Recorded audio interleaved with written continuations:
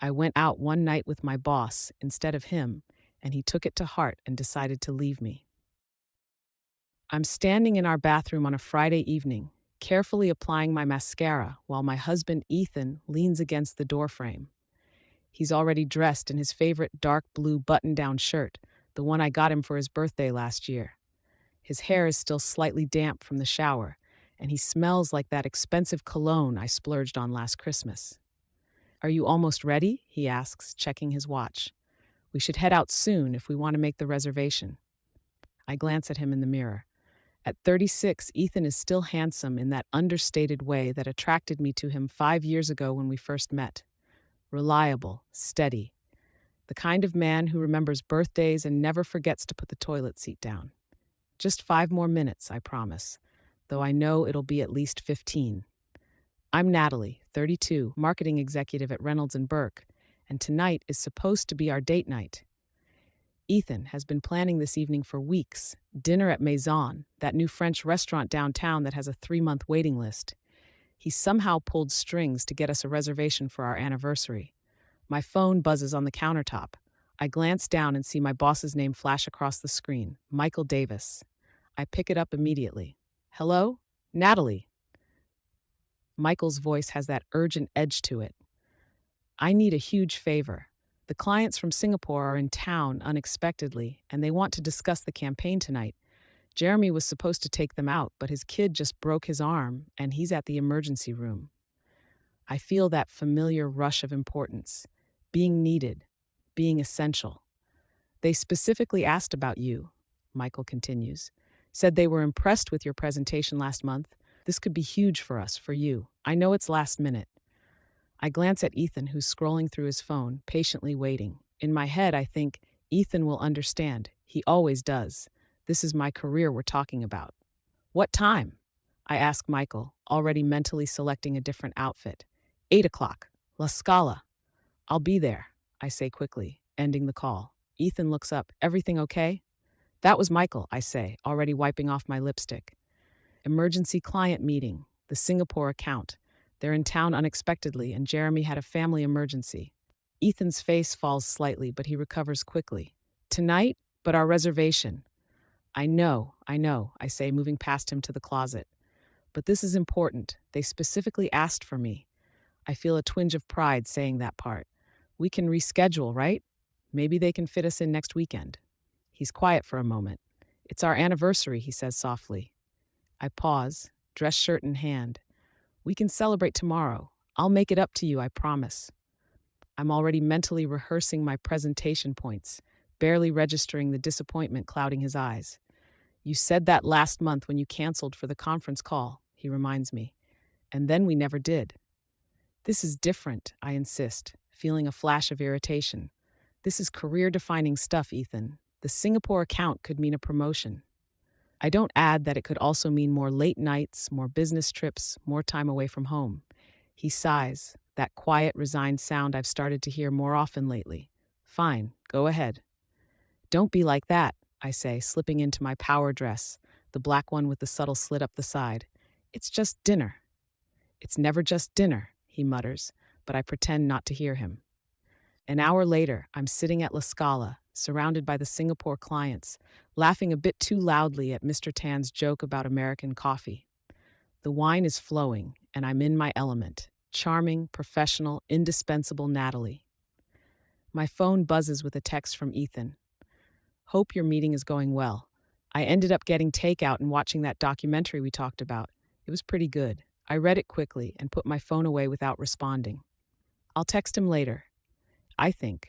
Right now, I need to focus. Your husband must be very understanding, remarks Mrs. Lim, the CEO's wife, as she sips her wine.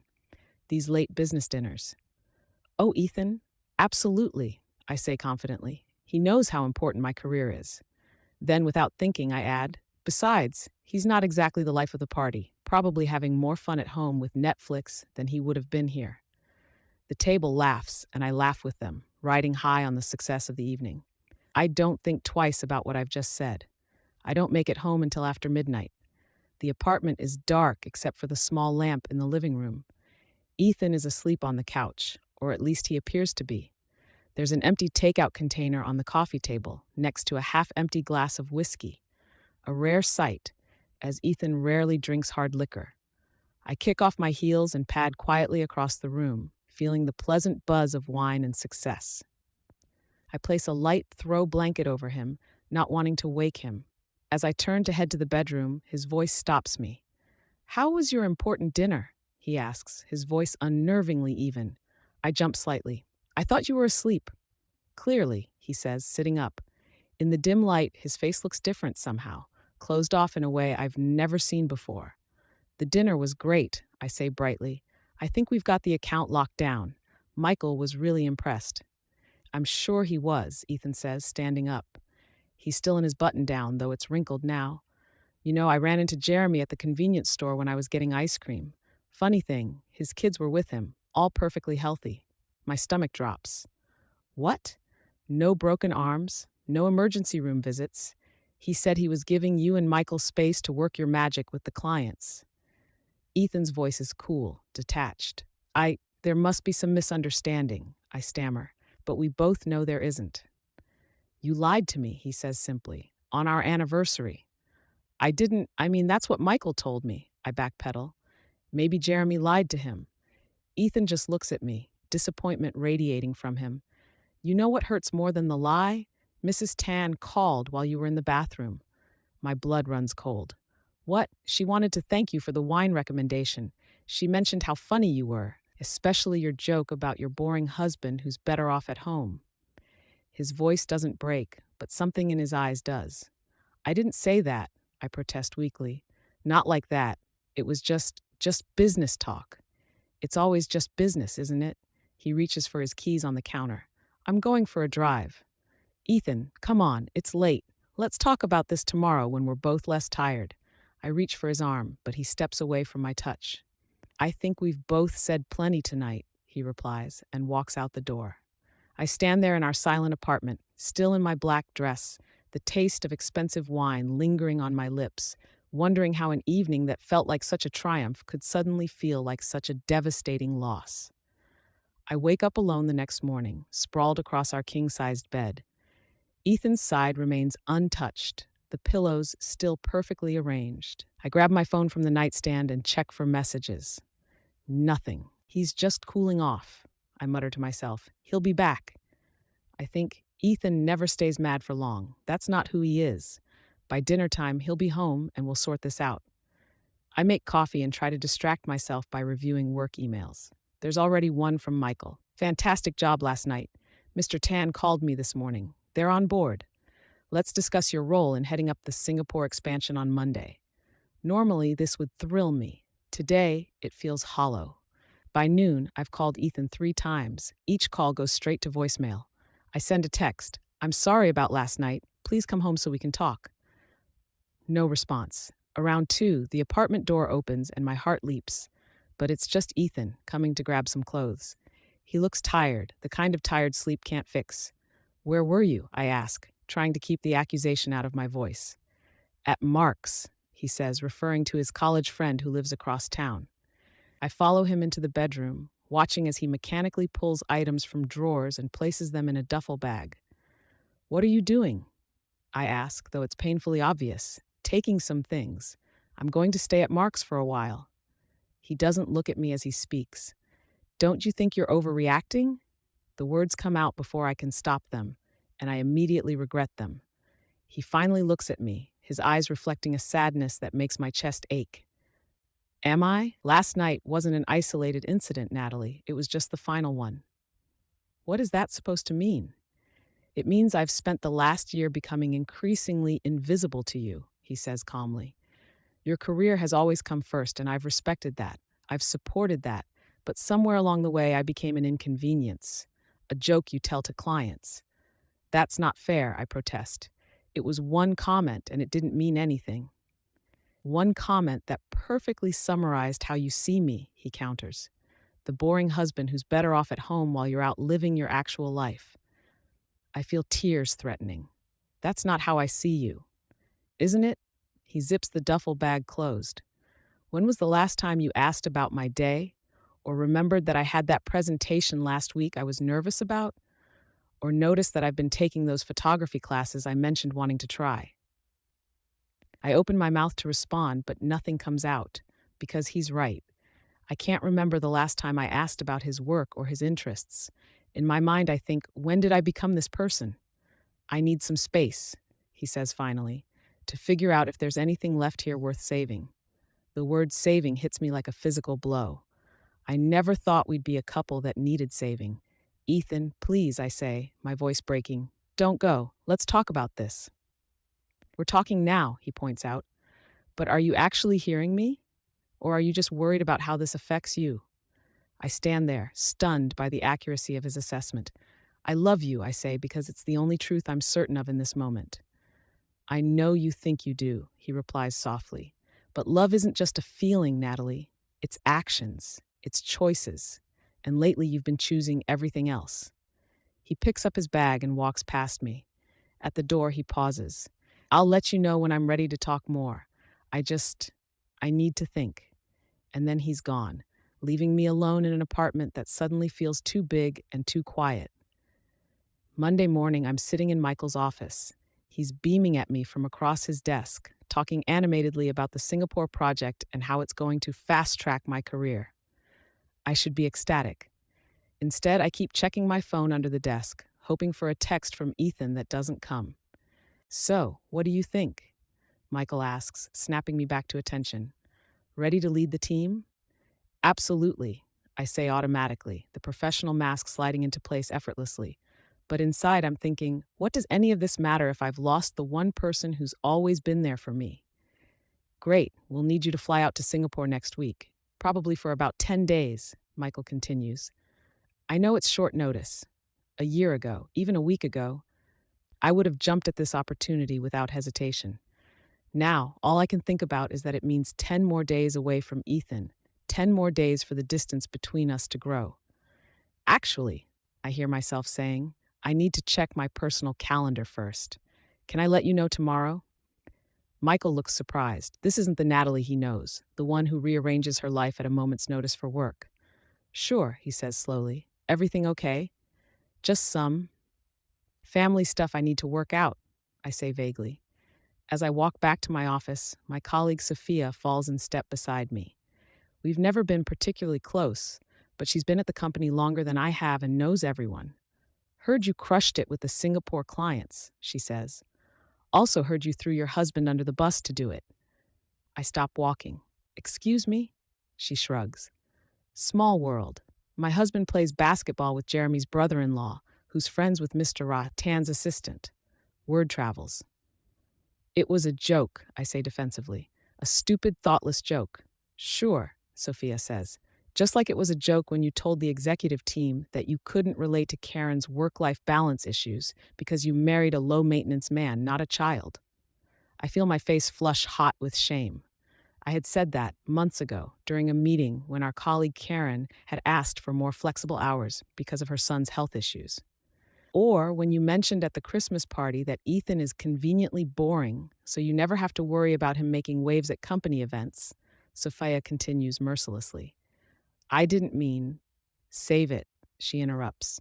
Look, we all make sacrifices for our careers, but some of us manage to do it without publicly disrespecting the people who support us at home. She gives me a pointed look. Just something to think about before your next business dinner. She walks away, leaving me standing alone in the hallway, suddenly acutely aware of how my colleagues might see me, and by extension, how I've been seeing myself. That evening, I sit alone in our apartment, surrounded by the life Ethan and I built together. Photos from our honeymoon in Costa Rica, the weird abstract painting we bought at that street fair in Portland, his collection of vintage vinyl records that I used to tease him about but secretly found endearing. I pick up my phone and call my best friend Lisa. He left, I say when she answers, my voice small. What? Who left? Ethan? She sounds genuinely shocked, which makes it worse somehow. Yes, I confirm. After I ditched our anniversary dinner for a work thing and apparently told the clients he was boring. There's a long pause. Oh, Nat, she finally says, her tone a mixture of sympathy and disappointment. I know. I screwed up, I admit, but it was just one comment. One stupid dinner. Was it, though? Lisa asks gently. Because from where I'm sitting, this has been building for a while. What's that supposed to mean? It means you've been putting your job before Ethan for as long as I can remember, she says. Remember when you missed his father's retirement party for that conference in Chicago?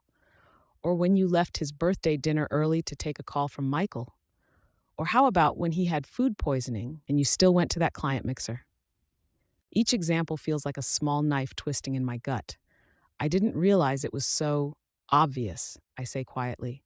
To everyone except you, apparently, Lisa replies. Ethan never complained, at least not to me, but even I could see it was wearing on him.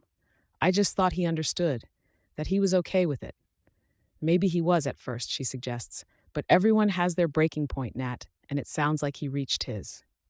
I think about all the times Ethan rearranged his schedule for me, all the events he attended alone because I was working late, all the vacations we planned but never took because something important came up at the office. What do I do? I ask, suddenly feeling completely lost. For starters, actually listen to him, Lisa advises, not just to formulate your defense, but to understand and maybe take a hard look at what you really value in life. After we hang up, I sit in the dark, truly seeing myself for the first time in years, and I don't particularly like what I see. 3 days later, I'm standing outside Mark's apartment building, rain pouring down around me. I didn't call ahead, partly because I was afraid Ethan wouldn't agree to see me, and partly because I needed to do this in person. I press the buzzer for apartment 3B, my heart pounding. Hello? Mark's voice crackles through the intercom. It's Natalie, I say. Is Ethan there? I need to talk to him. There's a pause, then the door buzzes open without another word. I climb the stairs slowly, trying to organize my thoughts. What exactly am I going to say? How do I fix years of neglect in one conversation? Mark opens the door before I can knock. His expression is neutral, but not hostile. He's on the balcony, he says, stepping aside to let me in. Been out there for hours, just staring at the rain. Thanks, I say quietly. Mark hesitates, then adds, He's hurting, Natalie. Whatever you're going to say, make sure it's worth hearing. I nod, grateful for his candor, and make my way through the apartment. Ethan is indeed on the small balcony, protected from the rain by an overhanging roof. He's sitting in a chair, a book open but clearly unread in his lap. He looks up when I slide the door open, surprise flashing across his face before settling back into that careful neutrality I've come to dread. Hi, I say, suddenly feeling nervous. Can I join you? He gestures to the empty chair beside him. Free country. I sit down, acutely aware of the physical and emotional distance between us. We both stare out at the rain for a moment. I called in sick to work today, I say finally. First time in 3 years. He looks at me, one eyebrow raised slightly. Why? Because I needed to think, really think, without distractions. I turn to face him fully. And because some things are more important than work, I'm sorry it took me so long to remember that. He doesn't respond immediately. When he does, his voice is quiet but firm. I don't want your apology if it's just words, Natalie. I've heard I'm sorry plenty of times before. I know, I acknowledge. And you're right. Words are easy. It's the actions that matter. I take a deep breath. I turn down the Singapore project. Now I have his full attention. What? Why would you do that? Because it would mean 10 days away from you, from us, when what we need is time together, I explain. And because for once, I wanted to choose you first. He shakes his head slightly. I never asked you to give up opportunities. That's not what this is about. I know that too, I say. This isn't about the job itself. It's about priorities. It's about the fact that somewhere along the way, I stopped seeing you as my partner and started seeing you as, I don't know, an accessory to my life, something I could take for granted. I feel tears threatening again, but push through. The worst part is, I didn't even realize how much I'd changed until you left, until I saw our life through your eyes instead of mine. Ethan's expression softened slightly. What did you see? I saw someone who's been consistently supportive and understanding, even when I didn't deserve it, I say honestly. Someone who's celebrated every one of my successes without ever making me feel guilty about the sacrifices they required from you. I swallow hard, and I saw myself as someone who's been taking all of that for granted, someone who thought nothing of canceling plans with you for work, but would never dream of doing the reverse. Someone who, my voice catches, someone who made jokes at your expense to impress people who don't actually matter. Ethan looks down at his hands. That night with the clients, it wasn't just what you said, it was how easily you said it, like it was a thought you'd had many times before. I know, I whisper, and I'm so, so sorry, not just for saying it, but for ever thinking it. You're not boring, Ethan. You're steady and reliable and kind. You're the best thing in my life, and I've been treating you like an afterthought. Rain continues to fall around us, creating a private bubble in the middle of the city. I don't know if we can fix this, he says finally.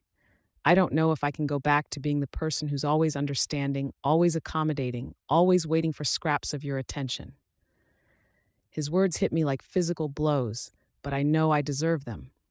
I'm not asking you to, I tell him. I'm asking for the chance to be different, to be better. I reach tentatively for his hand, relieved when he doesn't pull away. I love you, Ethan. Not the idea of you, not the convenience of you, you. He looks at our joined hands, then back at my face. I want to believe that. Then let me show you, I say. Day by day, no grand gestures, just consistent choices that prove you matter to me, more than work, more than anything. For the first time since that night, I see a flicker of something in his eyes that might be hope. It's not forgiveness, not yet, but it's a start. I need more time, he says finally, to think, to decide if I can trust this change. It's not the answer I hoped for, but it's one I understand. Take all the time you need, I tell him. I'll be waiting, and I'll be working on myself either way. As I stand to leave, he calls my name. Natalie? I turn back. Yes? That photography class I mentioned? I have a small exhibition next weekend, at that coffee shop on Elm Street. He hesitates. You could come if you want.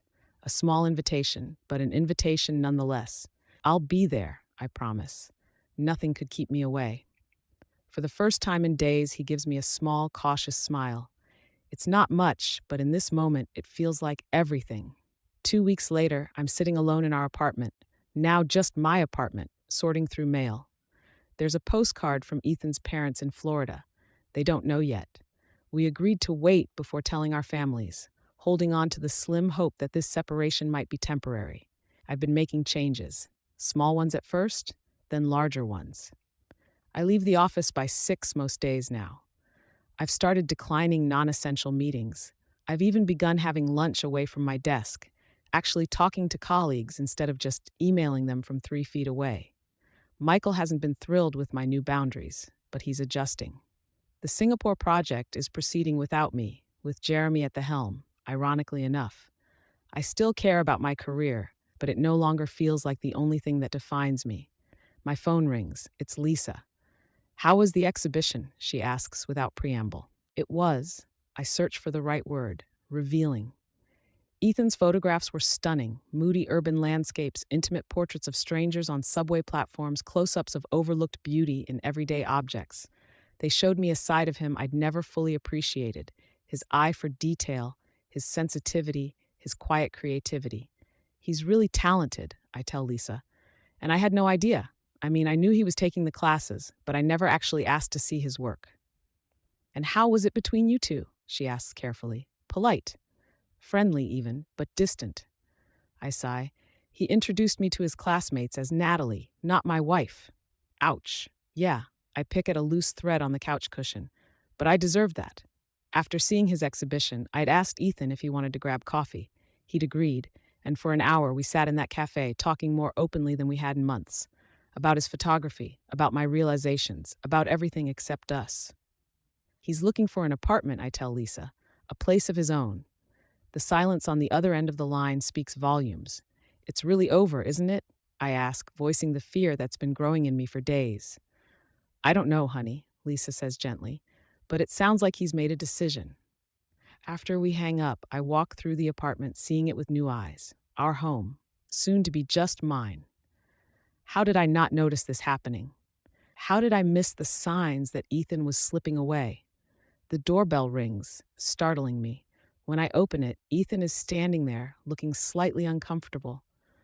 I forgot my external hard drive, he explains. It has all my photos on it. Of course, I say, stepping aside to let him in. I think it's in the office. He nods and heads down the hallway while I hover awkwardly in the living room, feeling like a guest in what used to be our shared space. When he returns, hard drive in hand, he pauses. I found a place, he says. Over in Riverside. It's small, but it has good light for photography. That's great, I manage, though the words taste bitter. He shifts his weight from one foot to the other. I'll come by this weekend to get the rest of my things if that's okay.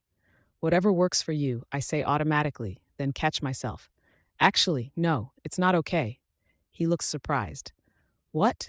It's not okay, I repeat, finding my voice. None of this is okay, Ethan. I know I messed up, badly, but are we really just going to throw away 5 years because of one awful night? Because I've been selfish and thoughtless? It wasn't just one night, he says quietly. It was a pattern, a clear message that I wasn't a priority in your life. And I'm trying to change that, I insist. I have changed that. I declined the Singapore project. I've set boundaries at work. I came to your exhibition. I'm trying, Ethan. I know you are, he acknowledges, and I appreciate that.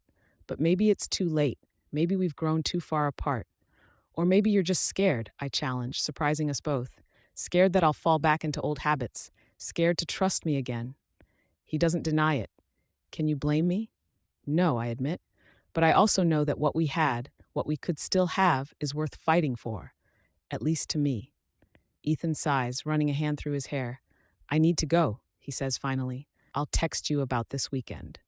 And just like that, he's gone again, taking another piece of my heart with him. Saturday morning, Ethan arrives with Mark to collect his things. They work efficiently, loading boxes into Mark's truck, while I try to stay out of the way, pretending to read a book I can't focus on. When they're nearly finished, Ethan comes into the living room where I'm sitting. I think that's everything, he says. Except for the records. I thought maybe you might want to keep some of them. It's such a small thing, these vinyl records he's collected over the years. But the fact that he's willing to part with them, to split them like divorced parents sharing custody, makes the finality of the situation hit home. They're yours, I say, my voice breaking slightly. All of them. I never really appreciated them anyway, remember? He flinches at that, and I immediately regret the bitterness in my tone. I'm sorry, I say quickly. That wasn't fair. No, you're right, he says. You never did appreciate them, just like you never appreciated a lot of things. The words hang in the air between us, sharp and painful. I appreciate them now, I say quietly. Too late, I guess. Mark appears in the doorway. Truck's loaded, ready when you are, man. Ethan nods. I'll be right there. When Mark steps away, Ethan turns back to me. I don't want to end things with anger, he says. Despite everything, I still care about you, Natalie. Just not enough to stay, I whisper. He sighs. It's not about how much I care. It's about self-preservation, about finally putting myself first for once. And I can't argue with that because he's right. He deserves someone who sees him, who values him, who puts him first. All the things I failed to do until it was too late. I understand, I say, though my heart is breaking. I hope you find happiness, Ethan. I really do. He looks at me for a long moment, as if memorizing my face. Goodbye, Natalie, he says finally, and walks out of our home, out of my life, for the last time. 6 months later, I'm sitting at a cafe across from our old apartment building. I moved out 3 months ago. Too many memories, too much empty space. My new place is smaller, simpler. It suits the person I'm becoming. I'm waiting for Lisa, scanning the menu and trying not to think about the fact that this is where Ethan and I had our first date. But everything in this city seems to hold memories of him. Sorry I'm late, Lisa says, sliding into the seat across from me. Meeting ran long. She studies my face. You okay? You look tired. I'm fine, I say automatically, then correct myself. Actually, that's not true. I had a rough night. Want to talk about it? I sigh. I saw Ethan yesterday, at that bookstore on Maple Street. Lisa's eyebrows shoot up. How was that? Awful, wonderful, confusing. I stir my coffee absently. He was with someone, a woman. Oh, Nat, Lisa says sympathetically. I'm sorry. Don't be, I say, surprised to find I mean it. She seemed nice. They looked happy. And they had. I'd spotted them in the photography section, heads bent together over a book, laughing about something. Ethan had looked relaxed, more carefree than I'd seen him in years. When he noticed me, he'd smiled, a genuine smile, without the pain that had shadowed his eyes during our final months together. We'd exchanged pleasantries. He'd introduced me to Megan, a fellow photographer he'd met at a gallery opening. I'd been polite, even warm, fighting the urge to ask if they were serious, if she appreciated him the way I'd failed to. The worst part is, I wasn't even jealous, I tell Lisa now. I was just sad. Sad that someone else gets to discover all the wonderful things about him that I took for granted. Lisa reaches across the table to squeeze my hand. You've come a long way, you know that? 6 months ago, you would have been plotting how to win him back. She's right. The old Natalie would have seen Megan as competition, would have strategized a campaign to reclaim Ethan as methodically as she would have approached any work project. I don't want him back, I realize aloud. I mean, of course I miss him, but I want him to be happy, even if it's not with me, especially if it's not with me. That's called growth, Lisa says, smiling slightly. Painful, isn't it? I laugh despite myself. Excruciating. After lunch, I walk back to my new apartment thinking about the changes these past months have brought. I'm still at Reynolds and Burke, but the job no longer consumes me. I've started volunteering at a literacy program on weekends. I've reconnected with friends I'd neglected. I've even been on a few dates, though nothing serious. I'm learning to be alone without being lonely, learning to value connections over accomplishments, learning to see people, really see them, instead of just what they can do for me. As I unlock my door, my phone buzzes with a text. It's from Sophia, of all people. Need a +1 for the charity gala next month. You in? A work event. Once I would have jumped at the networking opportunity. Now I consider it more carefully. Why me? I text back. Her response comes quickly. Because you're not an insufferable workaholic anymore, and because I think you could use a night out. I smile, surprised by how much her casual acknowledgement of my changes means to me. I'm in, I reply. Inside my apartment, I notice the small collection of vinyl records on my bookshelf, the ones Ethan insisted I keep when we divided our belongings. Start your own collection, he'd said. Find the music that speaks to you. I select one at random and place it on the turntable he also left behind. As the music fills the room, I think about the woman I was and the woman I'm becoming, about the lessons learned too late and the ones I'm still learning, about Ethan, who deserved better than I gave him, and who seems to have found it. I pour myself a glass of wine and move to the small balcony of my new apartment. The city stretches out before me, lights beginning to flicker on as dusk settles. So many lives unfolding, so many stories intersecting. Mine is just one of them. Not the most important, not the center of everyone else's universe. It's humbling to truly understand that for the first time. My phone buzzes again.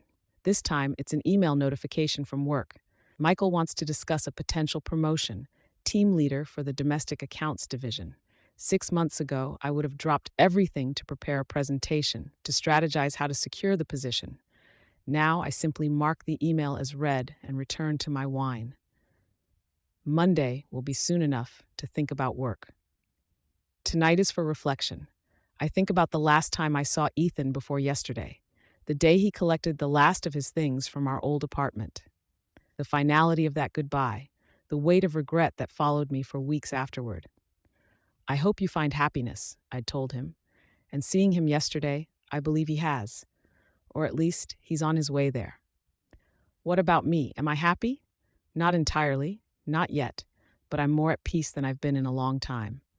There's something liberating about confronting your worst self, about acknowledging your mistakes without excuses or defensiveness, about rebuilding from the wreckage of who you once were. The record finishes playing, the needle lifting automatically. In the sudden silence, I hear my neighbor's laughter through the wall, the distant wail of a siren, the ordinary symphony of city life continuing around me. 2 weeks later, I'm standing in a small gallery downtown, surrounded by photographs. Not Ethan's this time, but the work of a local artist whose show opening Lisa dragged me to. What do you think of this one? She asks, pointing to a stark black and white image of an elderly couple sitting on a park bench, their hands intertwined. It's beautiful, I say, meaning it. The way they're leaning toward each other, like they're sharing a secret only they understand. Lisa looks at me appraisingly. You've gotten better at seeing the details. I'm trying to, I admit. Ethan taught me that, even if he didn't realize it, how to slow down, how to really look at things, at people, instead of just rushing past. We move through the gallery slowly, pausing before each photograph. I find myself imagining the stories behind them, the mundane moments made extraordinary through careful framing and perspective. I ran into Chad from accounting yesterday, Lisa says casually as we examine a cityscape. He asked about you. I glance at her, recognizing the matchmaking tone in her voice. Please tell me you didn't try to set us up. I might have mentioned you'd be here tonight, she admits with a grin. And he might have mentioned he's a fan of photography. I roll my eyes but can't help smiling. Lisa, what? He's nice, smart, definitely not boring. She winces slightly. Sorry, poor choice of words. It's fine, I assure her. And yes, Chad is nice, but I'm not ready for anything serious yet. Who said anything about serious? A coffee date isn't a marriage proposal. Before I can respond, I spot a familiar figure across the room, Ethan, with Megan. They haven't seen us yet, absorbed in conversation about one of the photographs. We can leave if you want, Lisa offers, following my gaze. I consider it for a moment, then shake my head. No, it's a public event. The city isn't big enough for us to avoid each other forever. As if sensing my attention, Ethan looks up. Our eyes meet across the crowded gallery. After a brief hesitation, he raises his hand in greeting. I return the gesture, feeling a complicated mix of emotions, sadness, fondness, and something else. Something like acceptance. Do you want to go say hello? Lisa asks. Not tonight, I decide. Let's give them space. We continue our tour of the gallery, careful to maintain a respectful distance from Ethan and Megan. It's strange how someone can be simultaneously so familiar and so much a stranger. Later, as Lisa and I are preparing to leave, I hear my name. I turn to find Ethan approaching alone. Natalie, he says. I thought that was you. Hi, Ethan, I reply, aiming for casual but not cold. Nice to see you again. Lisa mumbles something about checking out one last photograph and tactfully retreats, leaving us alone. How have you been? He asks, his voice genuine. Good, I say. Different but good. You? The same, he answers with a small smile. Different but good. An awkward silence falls between us, filled with unspoken words and shared history. Your friend seems nice, I offer finally. Megan, right? He nods. She is. We're taking things slow. That's good, I say, and mean it. You deserve someone who appreciates you, Ethan. He studies me for a moment, as if searching for the woman I used to be, the one who would have made that statement with an undercurrent of manipulation or self-pity. But she's gone, or at least she's changing. Thank you, he says simply. Then, unexpectedly, what about you? Are you seeing anyone? I shake my head. Not really. I'm focusing on, I don't know, becoming someone worth dating, I guess. The honesty of my answer seems to surprise him. You always were worth dating, Natalie. That wasn't the problem. Wasn't it? I ask quietly. He sighs. The problem was that you didn't see me. Not really, and maybe I didn't see myself either. Not clearly enough to stand up for what I needed. His words hit me with their simple truth. We both failed, in different ways. I by taking him for granted, he by allowing it for too long. I see you now, I tell him. Too late, but I do. Megan approaches, smiling politely. Sorry to interrupt, but we should probably head out if we want to make our dinner reservation. Of course, Ethan says. He turns back to me. It was good to see you, Natalie. You too, I reply. Both of you. Enjoy your evening. As they walk away, I feel a surprising lightness. Not the crushing weight of regret that has accompanied thoughts of Ethan for months, but something gentler. A bittersweet acknowledgement of what was lost, balanced by gratitude for the lessons learned. Lisa rejoins me, eyebrows raised questioningly. I'm okay, I assure her, linking my arm through hers. Really. And I am. Not perfectly healed, not completely transformed, but okay. Moving forward. So, about that coffee with Chad. Lisa begins as we step out into the cool night air. I laugh. Fine, one coffee, no promises. That's all I ask, she says triumphantly. As we walk to the subway, I think about the paths that bring people together and the choices that drive them apart. About Ethan, who taught me more in leaving than he ever could have if he'd stayed. About the person I was, the person I am, and the person I'm working to become. I went out one night with my boss instead of him, and he took it to heart and decided to leave me. It sounds so simple, so trivial when reduced to a single sentence. But within that moment was the culmination of countless smaller choices, countless missed opportunities to show someone they mattered. The city hums around me, full of people making their own choices, learning their own lessons, some the easy way, others, like me, the hard way, but learning nonetheless. Tomorrow is Monday. I'll go to work, meet with Michael about the promotion, approach it with a new perspective, one that values balance and boundaries. I'll call my mother, something I've been doing more regularly these days. I might even text Chad about that coffee. Small choices, daily choices, the kind that strung together over time define who we are and who we become, the kind I once made carelessly, but now make with intention. I look up at the night sky, barely visible above the city lights, and make a silent promise, not to Ethan, who has moved on without me, but to myself, to remember that success is hollow without connection, that ambition is meaningless without compassion, that no career achievement can replace the simple joy of being truly seen and valued by another person. And if someday I'm fortunate enough to find love again, I'll carry these hard-earned lessons with me. I'll remember the cost of taking someone for granted. I'll remember Ethan. As Lisa and I descend into the subway station, I feel something I haven't experienced in months. Hope. Not for reconciliation, that chapter is closed, but for what lies ahead. For the chance to apply what I've learned. For the opportunity to be a better partner, a better friend, a better human.